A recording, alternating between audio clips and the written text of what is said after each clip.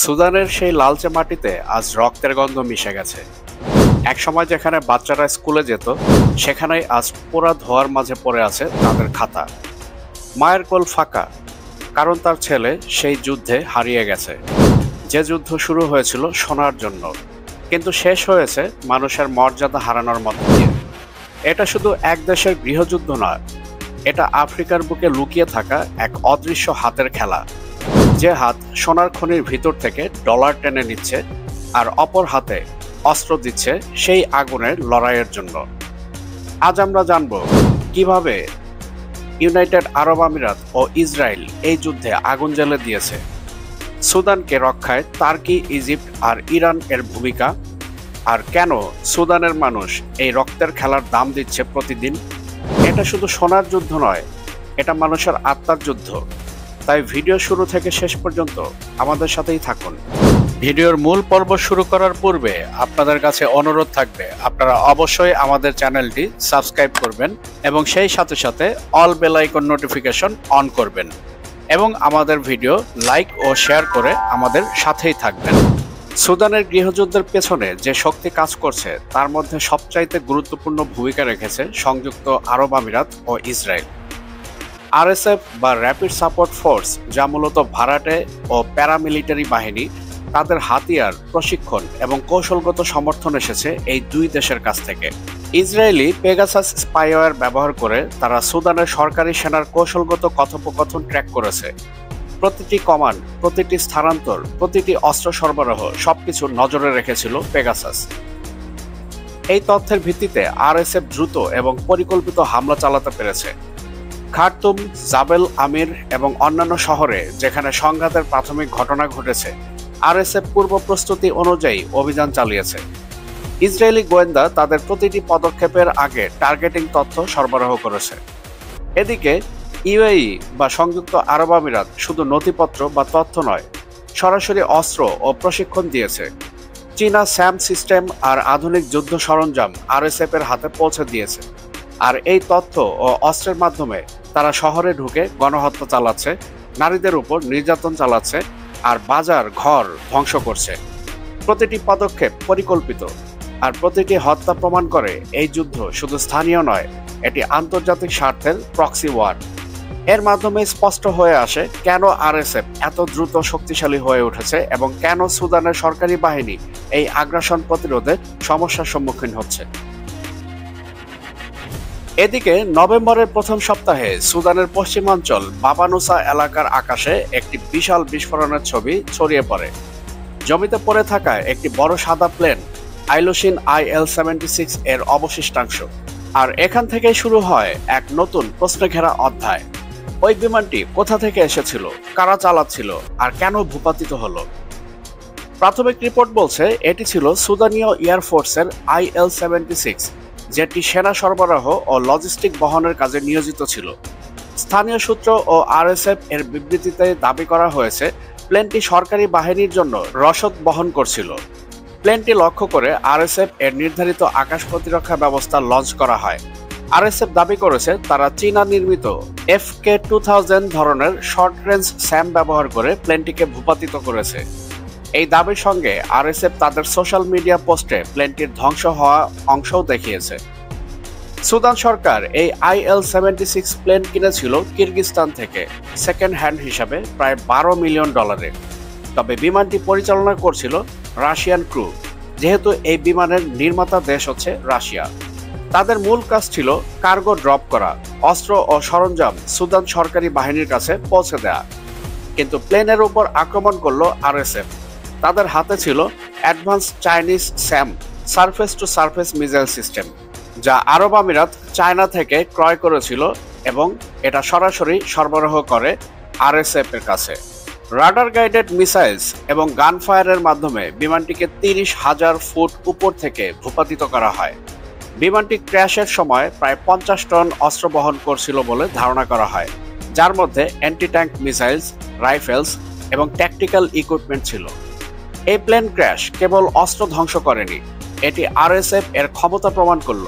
তারা দেখালো যে মডার্ন এয়ার ডিফেন্স এবং ট্যাকটিক্যাল ইন্টেলিজেন্স এর মাধ্যমে তারা সুদান সরকারি বাহিনীর শক্তি চ্যালেঞ্জ করতে সক্ষম।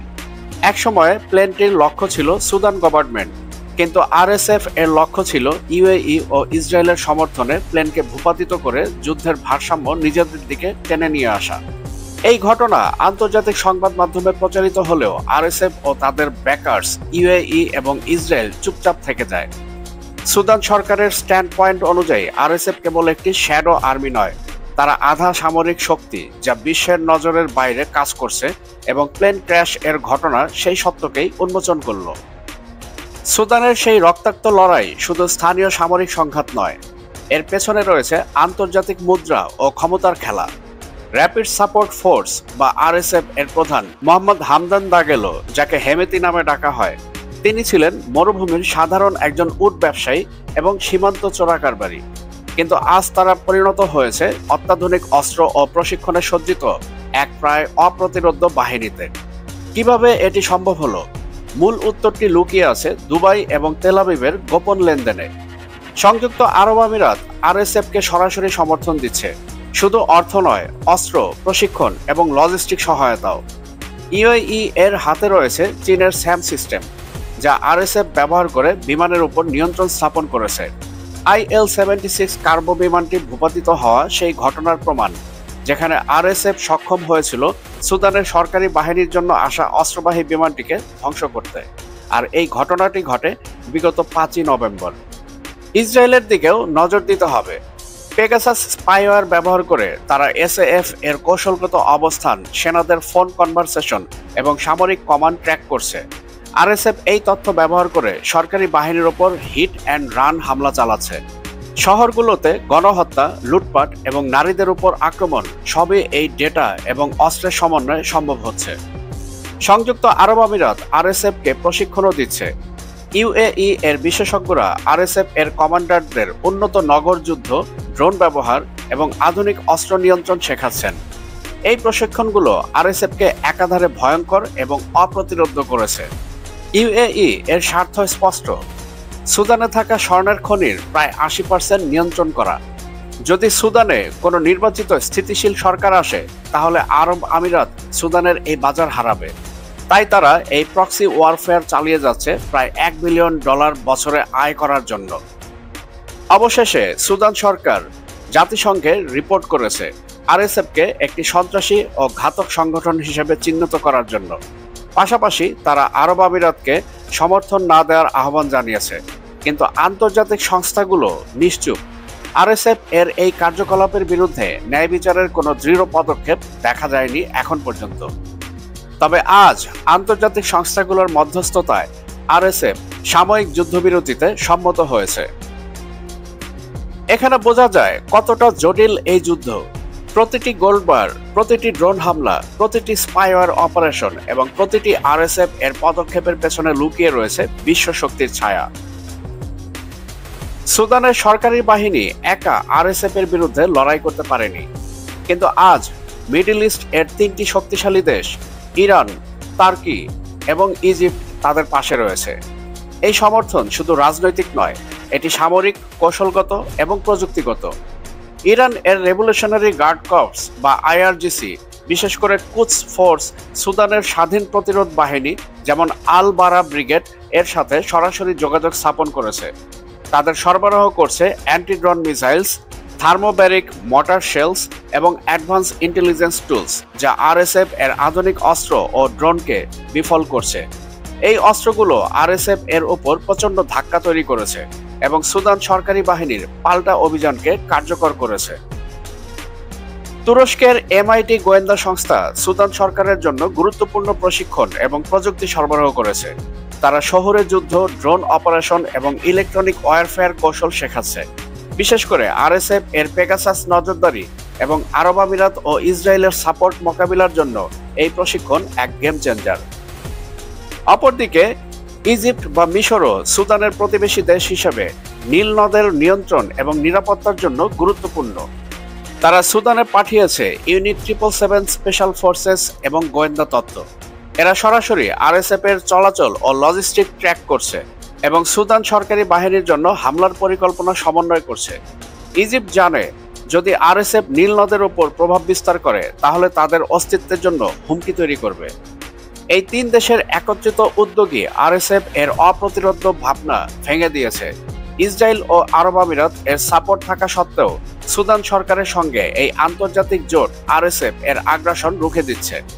এই সমন্বয় শুধু সামরিক নয়, কূটনৈতিক ও প্রযুক্তিগতভাবে আরএসএফ এর উপর চাপ সৃষ্টি করছে, যার দরুন ইসরায়েল ও ইউএই এর শত প্রচেষ্টা থাকা সত্ত্বেও আরএসএফ এখন পর্যন্ত পরিপূর্ণভাবে সুদানের নিয়ন্ত্রণ নিতে ব্যর্থ হয়েছে। এভাবে সুদান সরকারের পাশাপাশি এই আন্তর্জাতিক জোট রক্ষা করছে এক দেশের সার্বভৌমত্ব। তবে যুদ্ধ এখনো চলছে এবং প্রতিটি অভিযান, প্রতিটি আক্রমণ এবং প্রতিটি প্রযুক্তিগত হস্তক্ষেপের দাম দিচ্ছে সাধারণ মানুষ। শুরুতে আরএসএফ কেবল মরুভূমির ক্ষুদ্র মিলিশিয়া হিসেবে উটের মাধ্যমে সীমান্ত পেরিয়ে ব্যবসা করত। তাদের ছিল না কোনো রকম সামরিক একাডেমিক শিক্ষা। কিন্তু 2010 সালের পর পরিস্থিতি বদলে যায়। ইউনাইটেড আরব আমিরাত ও ইসরায়েল এর সহযোগিতায় আরএসএফকে উন্নত প্রশিক্ষণ, অস্ত্র এবং প্রযুক্তি সরবরাহ করা হয়। ইসরায়েলের পেগাসাস স্পাইওয়্যার ব্যবহারের মাধ্যমে আরএসএফ জানতে পারে সুদান সরকারি বাহিনীর প্রত্যেকটি যোগাযোগ, কৌশল এবং অবস্থান। ইউএই আর্থিক বিনিয়োগের মাধ্যমে তাদের আধুনিক অস্ত্র সরবরাহ করে, anti tank missiles, modern rifles এবং আর্মর্ড ভেহিকলস। আরএসএফ এর লক্ষ্য স্পষ্ট, সুদান এর স্বর্ণের বাজারে প্রভাব বিস্তার করা। ইউএই আরএসএফ কে সমর্থন দেয় এই কারণে যে সুদানের যতগুলো স্বর্ণ খনি রয়েছে সেগুলো আরএসএফ এর মাধ্যমে নিয়ন্ত্রণ করা, আর যদি তারা এই সোনার খনিগুলো নিয়ন্ত্রণ না করতে পারে তাহলে দুবাই এর বিশাল সোনার বাজার বিপদে পড়বে। আরব আমিরাত প্রতি বছর সুদানের প্রায় 20% স্বর্ণ অফিসিয়ালি ক্রয় করে, আর প্রায় 80% সুদান থেকে আনঅফিসিয়ালি আরএসএফ এর মাধ্যমে দুবাইতে পৌঁছায়। আরএসএফ এর প্রধান বহুবার আরব আমিরাতে গিয়েছেন এবং মোসাদ এবং আরব আমিরাতের গোয়েন্দাদের সঙ্গে বৈঠক করেছেন। সেখানে কৌশল নির্ধারণ হয় কোন এলাকায় কবে হামলা হবে, কোন অঞ্চলে সোনার খনি দখল করা হবে এবং কিভাবে সুদান সরকারের উপর চাপ সৃষ্টি করা যায়। এই পরিকল্পনা আরএসএফকে শুধু একটি ধ্বংসাত্মক বাহিনীতে পরিণত করেনি, বরং এক অর্থনৈতিক শক্তিও দিয়েছে। এভাবে আরএসএফ, ইউনাইটেড আরব আমিরাত ও ইসরায়েলের যৌথ কৌশলের ফলে সুদান এর কৌশলগত এবং অর্থনৈতিক মানচিত্রে নিজেদের অবস্থান নিশ্চিত করেছে। বিনিময়ে সুদানের লাখ লাখ মানুষ আজ অনিশ্চয়তায় জীবনযাপন করছে। সুদানের এই যুদ্ধে সবচেয়ে বড় মূল্য দিচ্ছে শিশুসহ সাধারণ মানুষ। বিশ্বের সবচেয়ে বড় অভ্যন্তরীণ বাস্তুচ্যুতি সংকট এখন সুদানে। 2023 সালের এপ্রিল থেকে সংঘর্ষ শুরু হওয়ার পর 11 মিলিয়নেরও বেশি মানুষ গৃহহীন হয়েছে। শহরগুলো ধ্বংস হয়ে যাচ্ছে, বোমা, ড্রোন, যুদ্ধযন্ত্র দিয়ে ধ্বংস হচ্ছে ঘরবাড়ি, হাসপাতাল, স্কুল। এক প্রতিবেদনে দেখা যায় সম্প্রতি একটি হাসপাতালে হামলা হয়েছে যেখানে শিশুসহ কয়েকশো মানুষ মারা গিয়েছে। ক্ষুধা ও রোগ এক ভয়ঙ্কর অবস্থার সৃষ্টি করেছে। প্রায় 25 মিলিয়ন মানুষ ভয়ঙ্কর খাদ্য সংকটে রয়েছে। এই যুদ্ধ শুধু প্রতিরক্ষা বা আগ্রাসনের লড়াই নয়, এটি মানুষের প্রতি এক বড় অবিচার। ঘরবাড়ি হারানো, স্বপ্ন ভেঙে যাওয়া, কথাহীন কষ্ট, এগুলো হলো যুদ্ধের অদৃশ্য অংশ। আসলে যুদ্ধ আগুন নয়, যুদ্ধ হলো ভয়, ক্ষুধা আর আজীবন অস্থিরতা। সুদান আজ শুধু একটি দেশ নয়, এটি একটি বড় যুদ্ধের মঞ্চ, যেখানে লড়াই হচ্ছে মধ্যপ্রাচ্য, আফ্রিকা এবং পশ্চিমা শক্তির স্বার্থ নিয়ে। এই যুদ্ধের প্রভাব শুধু সুদানেই সীমাবদ্ধ থাকবে না। সোনা ও খনিজ নিয়ন্ত্রণ, অস্ত্র বাণিজ্য, রাষ্ট্রীয় বিভাজন সবই এই সংঘর্ষকে বৈশ্বিক মাত্রায় নিয়ে যাচ্ছে। এক বিশ্লেষক মন্তব্য করেছেন, Sudan's gold sector connects to a regional conflict ecosystem. যদি সুদানে স্থিতিশীলতা ফিরে না আসে তাহলে আফ্রিকার একটি অংশ রাজনৈতিকভাবে, অর্থনৈতিকভাবে ও সামাজিকভাবে দশক ধরে ধ্বংসপ্রবণ হতে পারে। পরিশেষে সুদানের এই যুদ্ধ আজ প্রমাণ করে মানুষ নিজের স্বার্থে কতটা নিচে নামতে পারে। ইসরায়েল ও আরব আমিরাত নিজেদের স্বার্থ রক্ষার্থে একটি দেশ ও জাতিকে পুরো নিশ্চিহ্ন করে দিচ্ছে, ঠিক যেমনটা তারা করেছে ফিলিস্তিনের সাধারণ মানুষের সাথে। অপরদিকে আন্তর্জাতিক সংস্থাগুলো পুরোপুরি নিশ্চুপ, তারা যেন ক্ষমতাসীনদের হাতের পুতুল। বন্ধুরা, আপনারা কি মনে করেন সংযুক্ত আরব আমিরাত কি সঠিক পথে আছে? ইউনাইটেড নেশনস কি বর্তমান বিশ্বের মানুষের হয়ে কাজ করছে? ইরান, তুরস্ক, মিশর কি ঠিক পথে এগোচ্ছে? আপনার মূল্যবান মতামত অবশ্যই কমেন্টের মাধ্যমে আমাদেরকে জানাবেন।